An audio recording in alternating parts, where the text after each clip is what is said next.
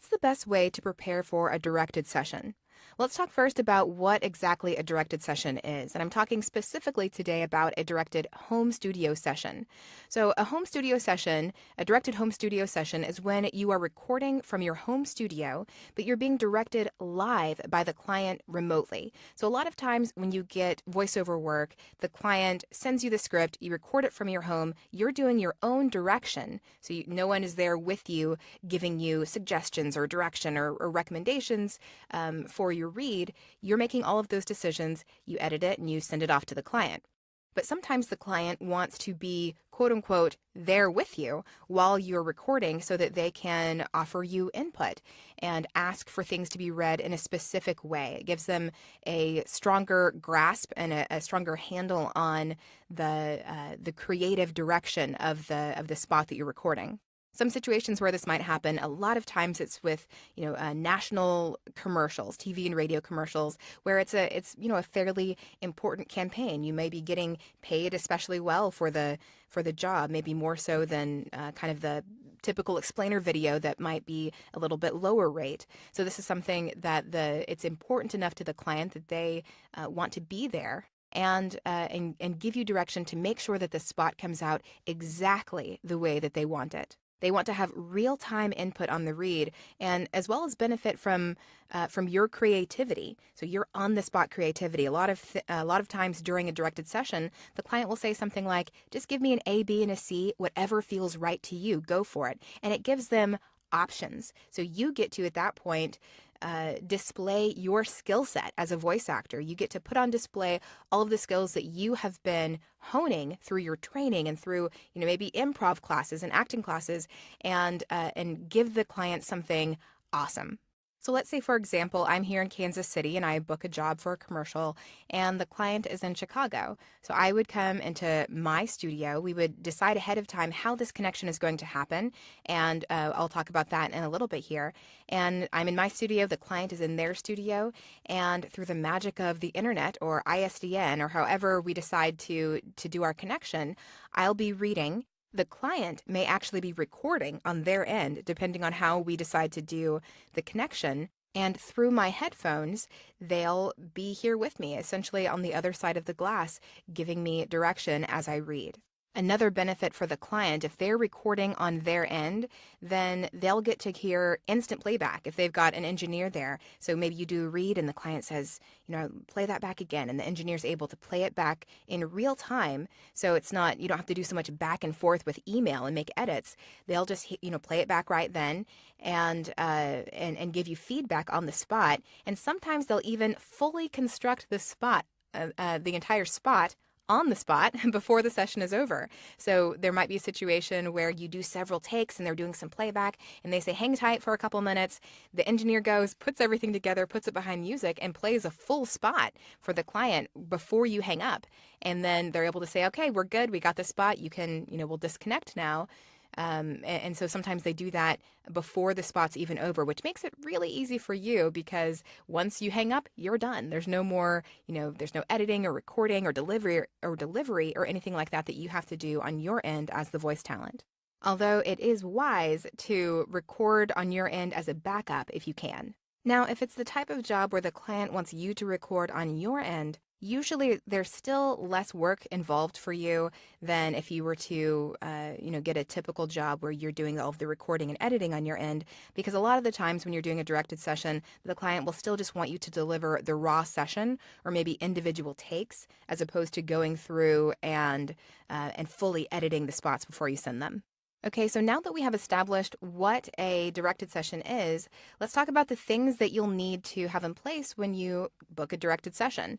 First, you'll need to determine what type of directed session you'll be doing. So there is a phone patch, which is fairly common, and then there are several other tools that you can use to make that connection over the internet so that your client can be recording on their end and that the quality of the recording is high enough for them to use it for broadcast. Now, Skype is a common tool that allows you to speak to someone anywhere in the world over the internet, and it's, decent quality. So you might think, well, that's a pretty easy solution. But for voiceover, Skype isn't going to deliver a high enough quality for the recording to be used in, for TV or radio spots. Skype wasn't built for that, for recording broadcast media. So while technically that would work, that's not usually what you're going to be using for this type of recording session. There are some tools that were built for this type of recording, and I'm just going to name off some of the names of those tools right now and not go into a whole lot of detail because that would make this post a whole lot longer. But the names of some of them, my favorite one is IPDTL, exactly the way that it sounds. It stands for IP down the line. You can read more about it or get an account at ipdtl.com. There's Source Connect, SOURC-Connect. There's Source Connect Now, which is a web-based version of Source Connect. There's ISDN, which the real, for real, legit ISDN requires you to have lines installed in your house, kind of like phone lines. But there are ways that you can bridge ISDN. The quality is not going to be as high as if you had an actual ISDN connection, but you can, in a pinch, if you need to, have an ISDN capable studio by bridging with IPDTL. The reason there are a lot of alternatives is because ISDN is really old technology. And again, it does require you to have those lines installed in your house. So because a lot of clients were still using ISDN, there seemed to be a great opportunity for a bunch of alternatives to come so we could start moving away from ISDN. But if you've been in the business for a while, you know that ISDN is still pretty popular, even though it's more burdensome than a lot of these other technologies, because all these other technologies require is a web browser a lot of the time, whereas ISDN requires a lot more setup and maintenance, by the way. It's not terribly cheap. It's still the standard for a lot of different types of voiceover work. Now, if you're a new voice actor, or if you're doing mostly, explainer videos, and maybe you're not represented by an agency, you probably don't need to worry about ISDN. You're probably not going to get enough requests for it to be worth it to you to actually invest in getting that technology readily available for you. But just know that in a pinch, if you do need it, you can bridge with IPDTL. Your client is probably going to want to do some kind of test to make sure that the quality is going to be up to par, but that is something that you can do if you have to. Your client is probably going to want to do some kind of test to make sure that the quality is going to be up to par, but that is something that you can do if you have to. Okay, so phone patch.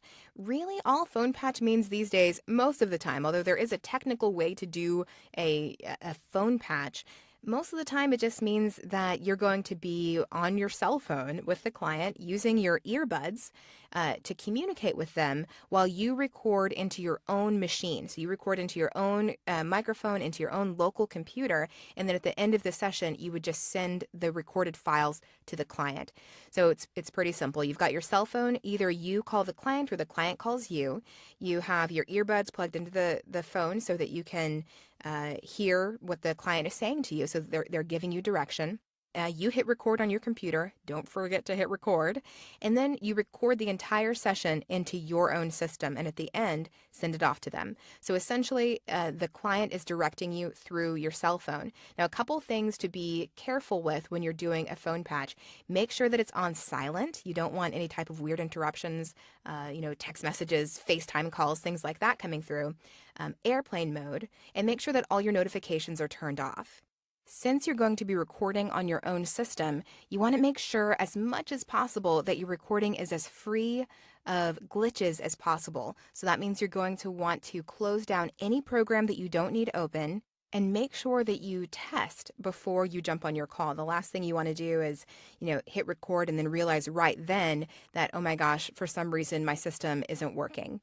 So test it beforehand so that when you get on with the client, there aren't any unexpected surprises. And you can have backup software. So I have Audacity on my computer as well as Twisted Wave. so that if one of them is acting up, I can open the other and hopefully hopefully at least one of them is working for me. And if you're not familiar, Audacity and Twisted Wave are both recording software. Twisted Wave is Mac only, but Audacity works cross-platform. Okay, so now let's talk specifically about the other methods. So you're not doing a phone patch, the client requests IPDTL or IPDIDL. First thing is to not get intimidated by that. If you've never done a directed session before, first of all, test it out on your own a little bit, but don't make your first experience or your first interaction with IPDTL or Source Connect or Source Connect Now when you're trying to record live with your client. So you would go to ipdtl.com and click Get IPDTL, and from there you could choose a subscription, and they range from $30 a month to $70 a month, or you could do a $15 day pass. And it tells you everything that you need right there, basically just an internet connection, your web browser, and a way to record. So whether that's a USB microphone or an interface for your XLR microphone. And from there, if you need help actually figuring out how to make it work, there are facts there on the webpage as well as support. And there's also an IPDTL Facebook users group that they link to on their website as well. So you could always jump in there and ask questions in a pinch.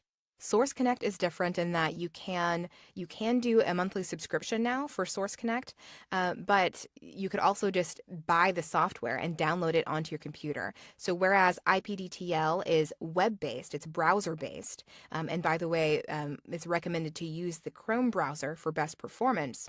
Source Connect is actual software that you download onto your machine. Not to be confused with Source Connect Now, which is also browser-based, similar to IPDTL.